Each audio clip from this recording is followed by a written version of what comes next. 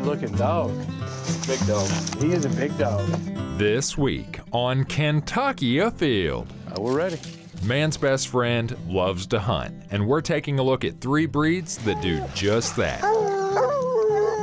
First, we're running the hounds at night in search of raccoons. Next, we've got the beagles out. Oh, they're coming back. And they're looking forward to chasing some rabbits. Then, I believe she's on the right. we'll look to tree some squirrels with a mountain feist. You see right there with the fork? It's sitting right there. It's all next on Kentucky I Afield. got a pretty good shot right here. All right, go ahead. Kentucky Afield. Every week, Kentucky Afield brings you features on hunting and fishing across the state. That's my pup. I'm proud of him. Here he comes right there. Let's get ready. Get ready. Look at that. What a nice fish. Hey, we dug it up right there. We did. There he is. Ooh, a nice one too. Boy, he's healthy. What do we got? That was awesome. Got the first kill. Got one big smallmouth. Hey, nice. Double point. They're in there. There they go. Oh my gosh. Woo! Look at that joker. Look at that. Beautiful. Whoa, this is a good one. That's better than good, Chad. Hello, and welcome to Kentucky Afield. I'm your host, Chad Miles. Join us as we journey the Commonwealth in search of outdoor adventure. This week's adventure is all about hunting with man's best friend. And first up, we're headed to central Kentucky in search of raccoons.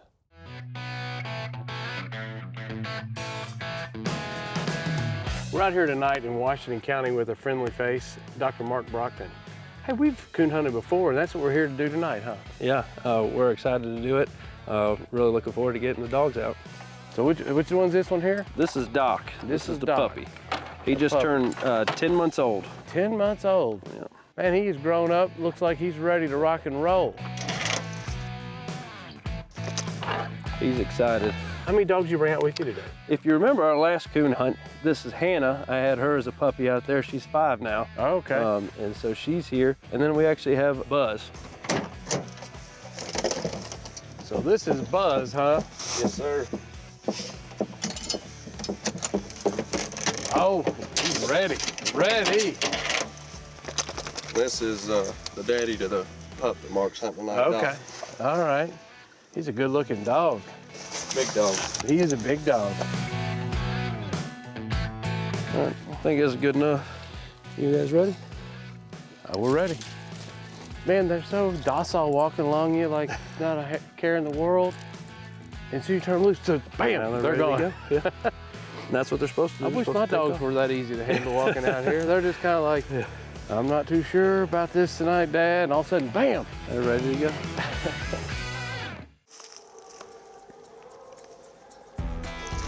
That's a beautiful sound. It sure is, and that's kind of one of the reasons we do it, to listen to that. Tell me what you got going on down here. So actually, once we turned Buzz loose, he came around this bottom. The other dogs circled back around, and they actually met up and they started training together. Okay, so you think we got one coon? So two coons? What do you we'll think? see. Sometimes coons will be close together, and you'll have dogs split. Sometimes they'll be together. So it'll just be interested to see what we got down here. All right. They might all be together, might not be. Just Well, I'll depends on follow the night. you. Okay, We'll see let's what go. we got.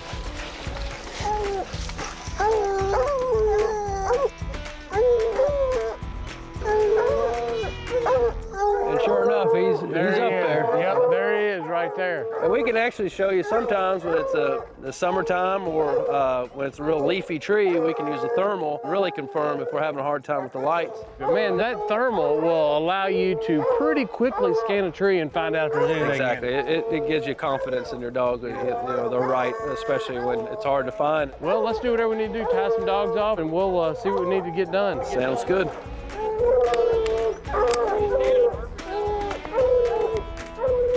I've got him pretty good here. Good shot.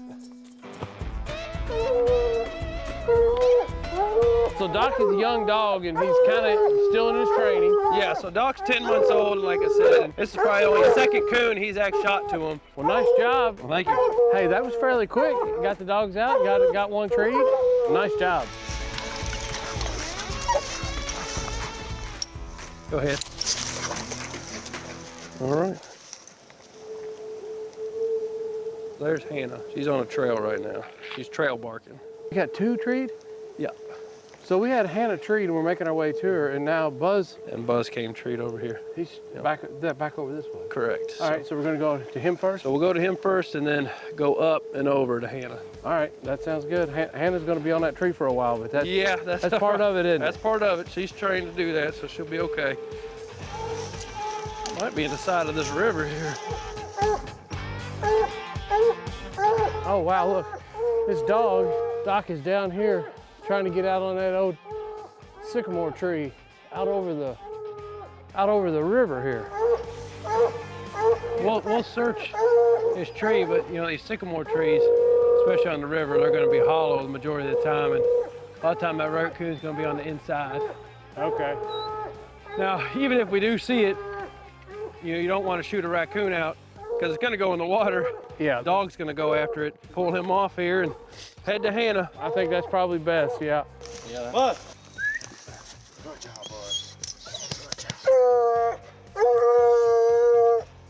Really good way to learn your property. Oh yeah, You turn dogs loose at night, you start realizing how your property lays pretty fast. yeah. You want to know the easiest way to get to them too.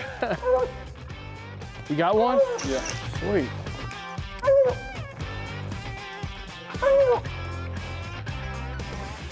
I tell you what, dogs never cease to amaze me. To look at how thick and nasty and gnarly this is, and to think that dog is hunting through here at a fast pace, and as soon as it finds that coon and trees it, I mean, it's locked on, it's jumping, it's trying to, it knows it can't climb that tree, but it is not giving up. No, she won't. And like you said, she's been here for close to an hour while we went to Buzz, and she stayed treed, and she's got the meat. Good girl, good girl. He's right here.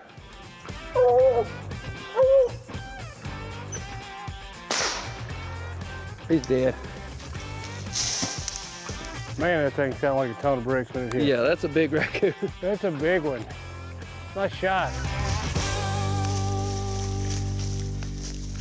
Hey, that was a lot of fun. I can't tell how much I appreciate you guys getting out here and doing it. It's obvious watching you guys work your dog, how much you, one, love doing this, but how much you love working your dogs. Oh yeah. You never know what these dogs are going to do. You never know what the raccoons are going to do. Oh yeah. And you know what? Hannah treed this last coon.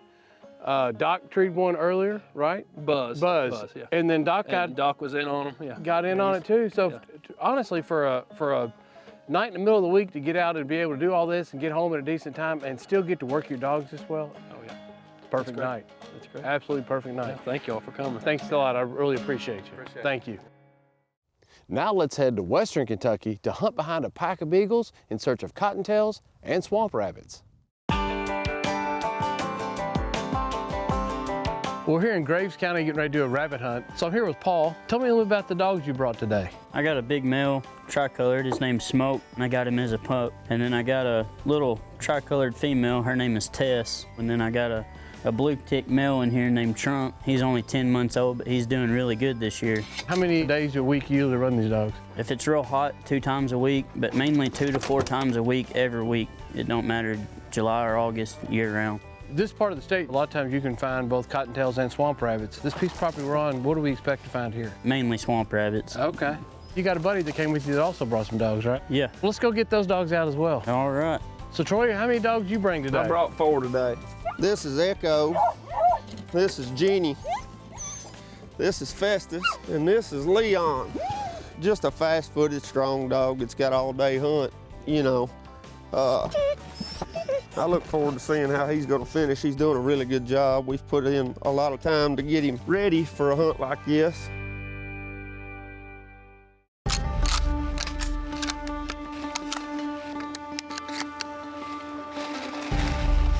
I'm excited to get out here. Hopefully these dogs get a rabbit up pretty quick.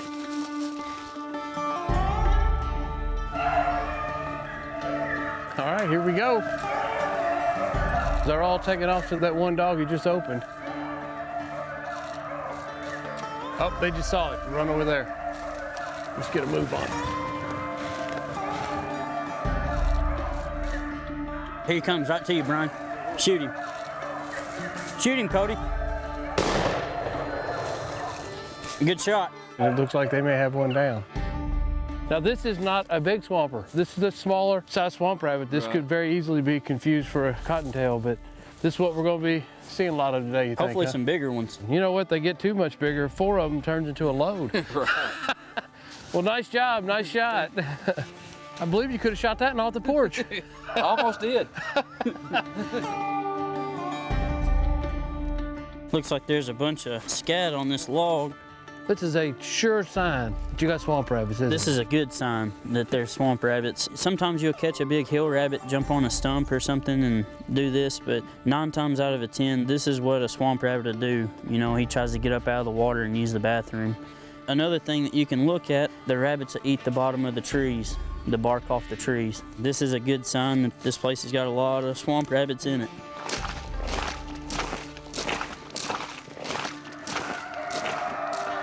They're working it back. They went almost 600 yards and they're working their way back.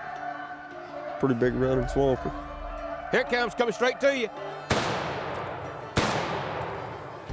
There it goes. There we go. There we go. Good job, Ken. Did you get it? About time. I was about ready to start yelling, the British are coming. That rabbit had a lot of heat right off the bat. You know, he was getting sight chased hard. Oh, yeah. Golly, what a rabbit. Well, there's a swamper. Well, they're finishing the track up. He killed the rabbit. We like to let them finish the track and show them it's dead before we go on to another rabbit.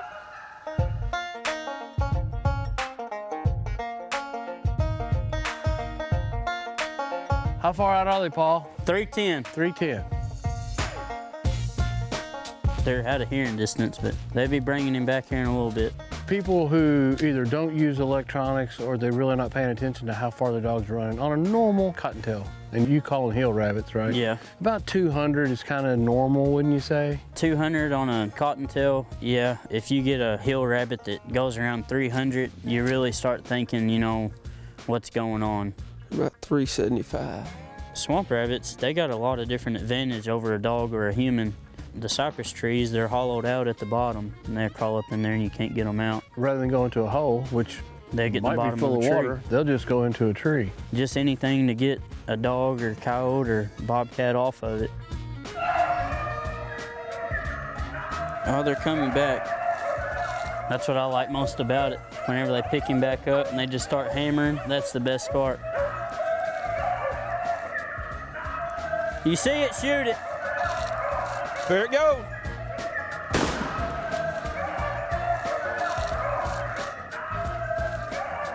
There you go. That's his first swamper. That's your first one? Oh, first swamper. Fantastic, man. There it is. There it goes. Oh. That one dog almost caught it. Here it comes. Here he comes, Here Cody! it comes. Here it comes. We're gonna let him run. Y'all better be ready. Here he comes.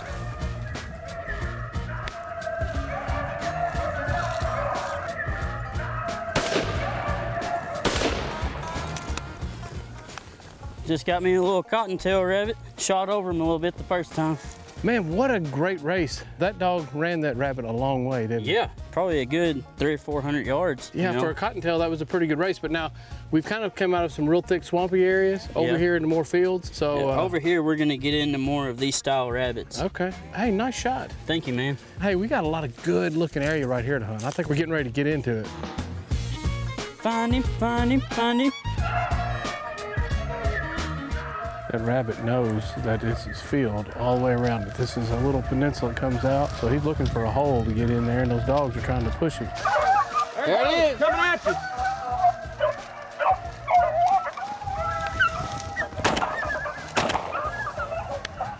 Too far away.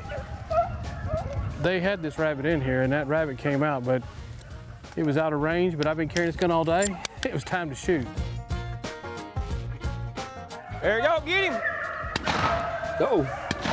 There he goes. Hey, there's two! There's two! So I think they just got that rabbit. Someone yelled, there's two. Good shot. So I think they've got that second rabbit. It looks like they just took it. So that was great, man. I tell you what, for the dogs to get in that log jam, that's probably the safest place in this county. They got down there in the very, very bottom and bumped that rabbit out, and lo and behold, jumped a second rabbit. Looks like we got shots at both of them. Man, that is some great dog work right there.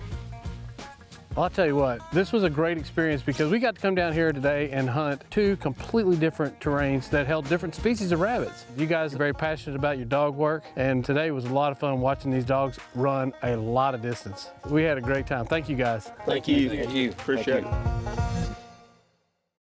Squirrel hunting behind dogs is a blast, and one of the best squirrel dogs I've ever hunted behind was a mountain feist named Ellie Mae. What's her name again? Her name's Ellie Mae. What type of dog is she? She's a mountain feist. A mountain feist. Mountain feist. They use their eyes, ears, and their nose real well. You might see them get up on their hind legs even. They'll wind and they just go get him, girl. She knows what she's here for. And that dog immediately. Find a squirrel. She's pretty accurate, this little dog here is, you know. I can't speak for all of them, but I like the breed just for the fact that usually when they tree, there's meat there because, you know, they're not just smelling a track, they're smelling that whole squirrel. Yeah. It's up the tree. Look how she's jumping. When she starts bouncing like that, she's smelling something right there. I think she smells one right now, guys. She's treed. Look at her. Look at her biting on that stump. That squirrel has went straight up into there. Look how excited she is. Oh yeah, she knows it's there. That's exactly where it's at. Good girl. Good girl. Good girl, Ellie. We ain't gonna get that one. It's in a hole. Come here, baby. Right through there. That's a good girl. I usually just pack her a little ways. We'll go back up here and go through this gate. And, all right. And head up this way here to the right. And she should have us another tree in no time. So, that's the way we're going. There you go. She's on that tree, buddy, both front feet. I see the squirrel. I just saw the squirrel too. Squirrel sitting right up in the top. There's two. Is there two? I'll tell you what, Steve, you get in range where you think you can get a shot at one, and if the other one takes off and we had to shoot at it running, I'll be ready. I was taught as a kid, aim small, miss small. I had to pay for my own shells, buddy. But my uncle didn't bring me from hazard, so I'm real careful about the way I shoot. Ready? There you go. There's one. There's one more up there. Yep. You want to shoot it? He's right up in that same fork, Chad.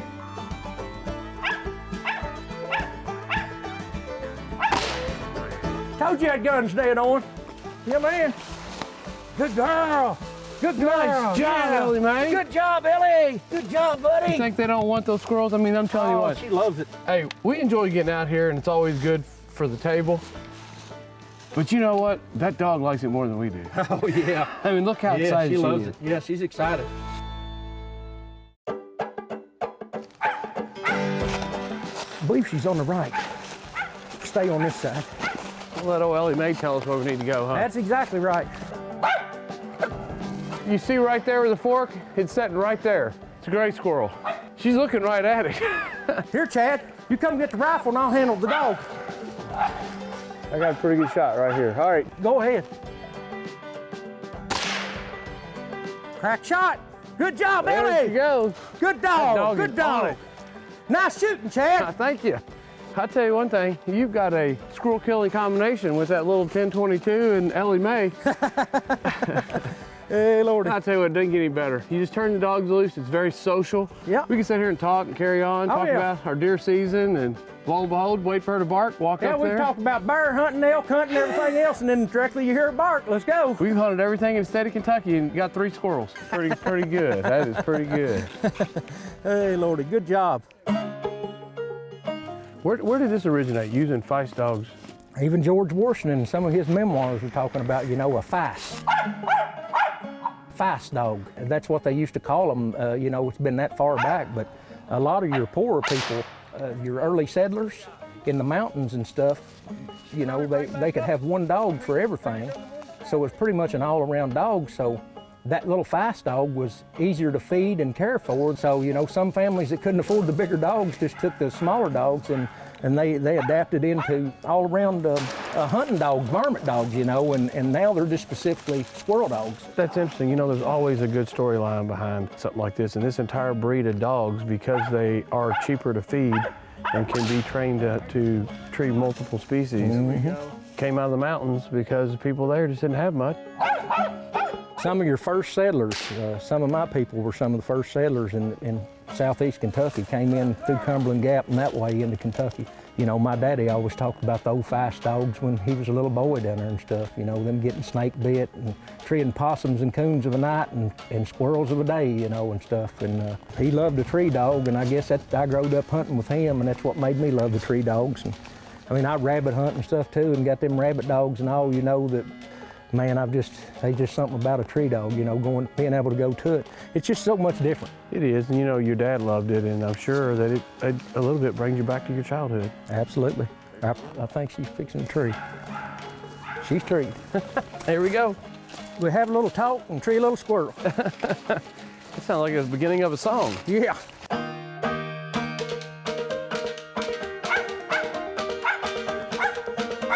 Talk to him, girl. Good girl. Oh, I see it, going up the tree. It's up there in the top now.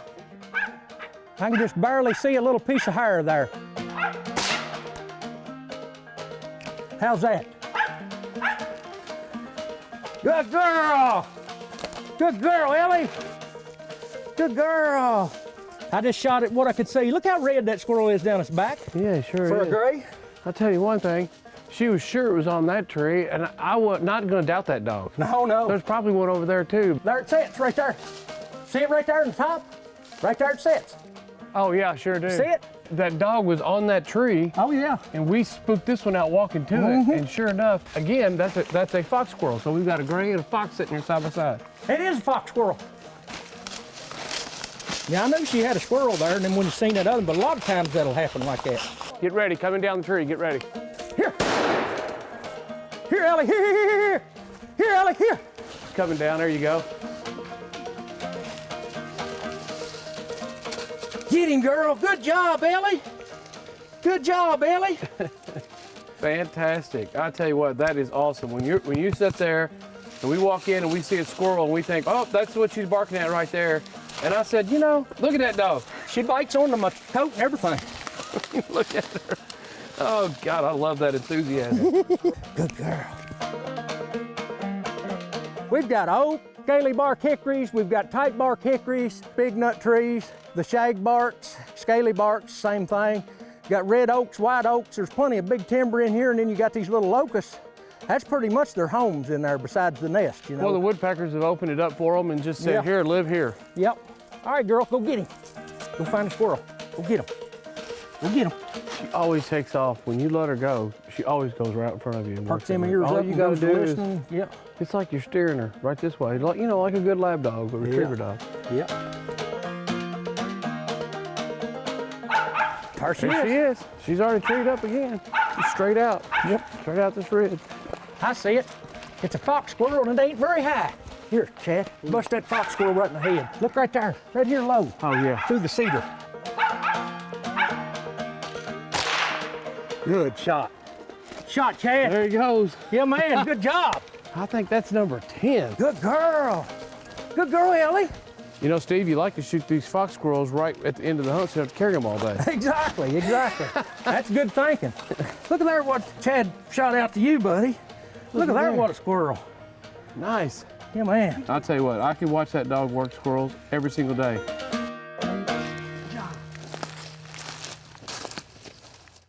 Now let's check in and see who else has been out having fun in this week's Ones That Didn't Get Away. Here we have 9-year-old Parker Sapp with a nice catfish that was caught from Carroll County, Kentucky. Nice job. Here we have 6-year-old Paxton Sapp with the biggest fish he's ever caught, a nice catfish that was caught from his grandfather's pond in Carroll County. Nice job. Here we have Wade with a nice 10-point buck that he took while hunting on his great-grandpa's farm in Breckenridge County. Check out this beautiful 9-point buck that was taken by 12-year-old Jaden of Bullitt County. This buck was taken with a muzzle loader. Nice job. Check out this beautiful 180-inch buck that was taken on private land in Pulaski County by Jerry Laughlin. Nice deer. Here we have Malia and her beagle named Blaze. They had a great day in the field. Nice job. Check out this nice 11-point non-typical deer that was taken by Henry Case. Congratulations. Check out this beautiful gobbler that was taken by 10-year-old Courtney Bickett. This was her first turkey and it was taken in Spencer County. during the youth season. Getting outdoors and hunting behind a dog truly is a great way to get outside and get some exercise, and it's a blast. And remember, hunting and fishing on private property is a privilege. Always ask permission and thank the landowner. Until next week, I'm your host, Chad Miles, and I hope to see you in the woods or on the water. If you hold a Kentucky hunting or fishing license, then you have helped make possible Kentucky's wildlife management areas. Places to hunt, fish, birdwatch, or just let your mind wander. With nearly 100 dotting the Commonwealth, put wildlife management areas in your sights and see more of what makes Kentucky's outdoors outstanding. Get all the info online at fw.ky.gov.